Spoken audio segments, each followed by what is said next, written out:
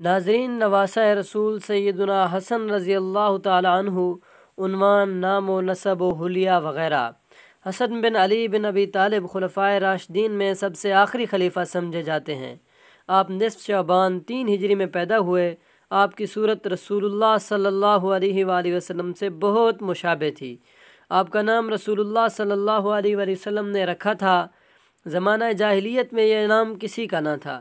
امام بخاری نے سیدنا ابو بکر صدیق سے روایت کی ہے کہ رسول اللہ صلی اللہ علیہ وآلہ وسلم منبر پر تشریف رکھتے تھے۔ سیدنا حسن آپ صلی اللہ علیہ وسلم کے پہلو میں بیٹھتے تھے۔ آپ کبھی لوگوں کی طرف اور کبھی سیدنا حسن کی طرف دیکھتے تھے اور فرماتے تھے کہ میرا یہ بیٹا سردار ہے اور یہ مسلمانوں کے 2 گروہوں میں مثالیت کرائے گا۔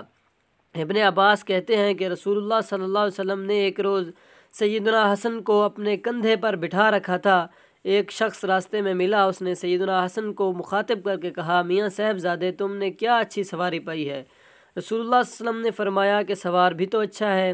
سیدنا عبداللہ بن زبیر رضی اللہ تعالیٰ عنہ کا قول ہے کہ اہل بیت میں سیدنا حسن رسول اللہ صلی اللہ علیہ وسلم سے بہت زیادہ مشابہ تھے اور رسول اللہ صلی اللہ علیہ وسلم کو ان سے سب سے زیادہ محبت تھی۔